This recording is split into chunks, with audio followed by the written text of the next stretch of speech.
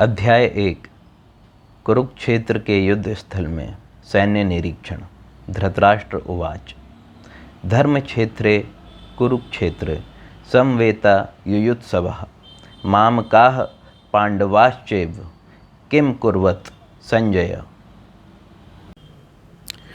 धृतराष्ट्र ने कहा, है संजय, धर्मभूमि कुरुक्षेत्र में युद्ध की इच्छा से एकत्र हुए मेरे तथा पांडु के पुत्रों ने क्या किया।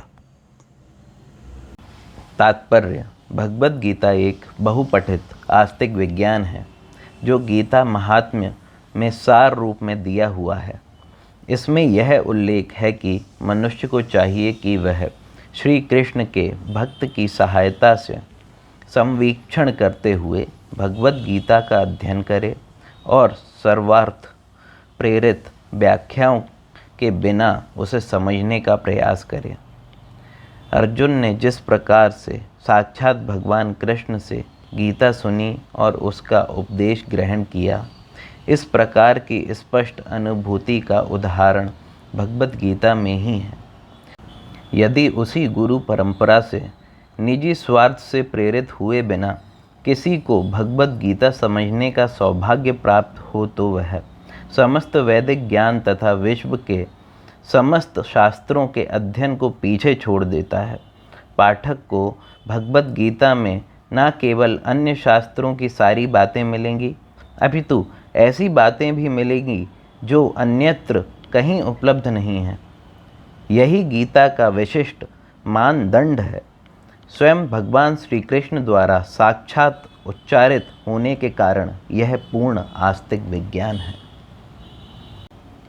महाभारत में वर्णित धृतराष्ट्र तथा संजय की वार्ताएं इस महान दर्शन के मूल सिद्धांत का कार्य करती हैं। माना जाता है कि इस दर्शन की प्रस्तुति कुरुक्षेत्र के युद्ध स्थल में हुई, जो वैदिक युग से पवित्र तीर्थ स्थल रहा है। इसका प्रवचन भगवान द्वारा मानव जाति के पथ प्रदर्शन हेतु तब किया गया जब वे इस लोक में स्वयं उपस्थित थे। धर्मक्षेत्र शब्द सार्थक है क्योंकि कुरुक्षेत्र के युद्ध स्थल में अर्जुन के पक्ष में श्री भगवान स्वयं उपस्थित थे। कौरवों का पिता धृतराष्ट्र अपने पुत्रों की विजय की संभावना के विषय में अत्यधिक संदिग्ध था। अतः इसी संदेह के कारण उसने अपने सचिव से पूछा, उन्होंने क्या किया। वह आश्वस्त था कि उसके पुत्र तथा उसके छोटे भाई पांडु के पुत्र कुरुक्षेत्र की युद्ध भूमि में निर्णयात्मक संग्राम के लिए एकत्र हुए हैं। फिर भी उसकी जिज्ञासा सार्थक है। वह नहीं चाहता था कि भाइयों में कोई समझौता हो, अतः वह युद्ध भूमि में अपने पुत्रों की नियति के विषय में आश्वस्त होना चाह रहा था। क्योंकि इस युद्ध को कुरुक्षेत्र में लड़ा जाना था, जिसका उल्लेख वेदों में स्वर्ग के निवासियों के लिए भी तीर्थ स्थल के रूप में हुआ है। अतः धृतराष्ट्र अत्यंत भयभीत था कि इस पवित्र स्थल का युद्ध के परिणाम पर न जाने कैसा प्रभाव पड़े।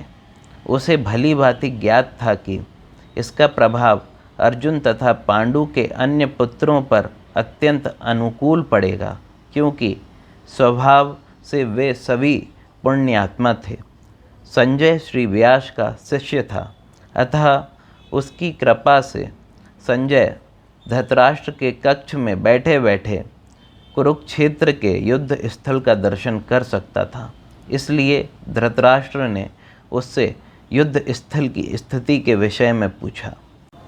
पांडव तथा धृतराष्ट्र के पुत्र दोनों ही एक वंश से संबंधित हैं, किंतु यहाँ पर धृतराष्ट्र के वाक्य से उसके मनोभाव प्रकट होते हैं।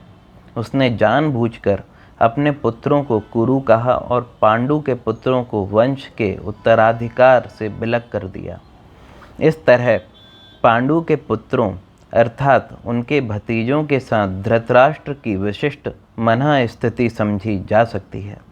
जिस प्रकार धान के खेत से अवांछित पौधों को उखाड़ दिया जाता है, उसी प्रकार इस कथा के आरंभ से ही ऐसी आशा की जाती है कि जहाँ धर्म के पिता श्री कृष्ण उपस्थित हों, वहाँ कुरुक्षेत्र रूपी खेत में दुर्योधन आदि धृतराष्ट्र के पुत्र रूपी अवांछित पौधों को समूल नष्ट करके युधिष्ठिर आदि नितांत धार्मिक पुरुषों की स्थापना की जाएगी। यहाँ धर्म क्षेत्रे तथा कुरुक्षेत्रे शब्दों की उनकी ऐतिहासिक तथा वैदिक महत्ता के अतिरिक्त यही सार्थकता है